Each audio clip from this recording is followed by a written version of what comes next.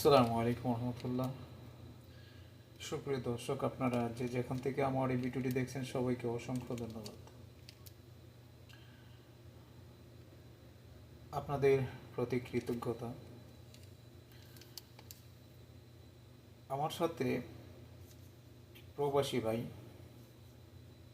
আর জীবনের অনেক কিছু কাহিনী বলল।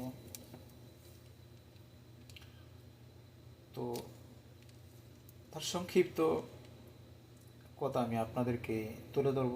যদি আপনারা আমার চ্যানেলে নতুন হয়ে থাকেন, চ্যানেলটি সাবস্ক্রাইব করে আমার পাশে থাকবেন, আমাকে উৎসাহ দেবেন।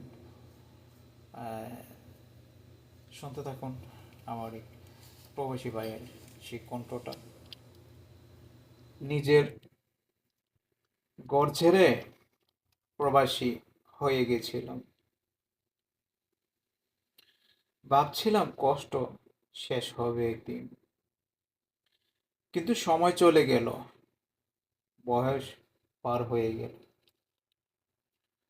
জীবন যৌবন ধীরে ধীরে ফুরিয়ে গেল। তবুও আমার ঋণ আজও শেষ হলো না। বাবা আমার বুড়ো হয়ে গেলেন, মা আর আগের মতো সুস্থ নেই।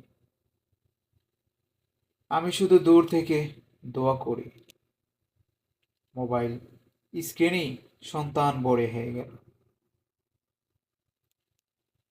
মোবাইল স্ক্রিনেই সন্তান বড় হয়ে গেল, বাবা হয়ে বাবার মতো থাকা হলো না। বউ সংসারী হয়ে পড়ল, সব দায়িত্ব একা কাঁধে তুলে নিল। তবুও আমার নিজের ইচ্ছে মতো এক বড় দেশে যাওয়া হলো না। বন্ধুরা, এই হলো প্রবাসীদের আর্তনাদ, কান্না, মনের আবেগ, না পাওয়ার বেদনা।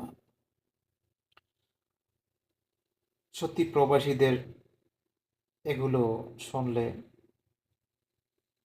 চোখ জোরে অশ্রু ঝরতে থাকে। প্রবাসীরা শুধু দিয়েই গেল, নিজেরা কিচ্ছুই পেল না, অন্যের জন্য জীবন বিলিয়ে দিল।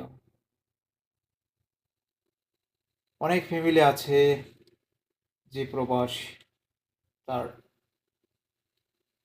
যে পাওনাটা, তার যে হক, সেটা দেয় না।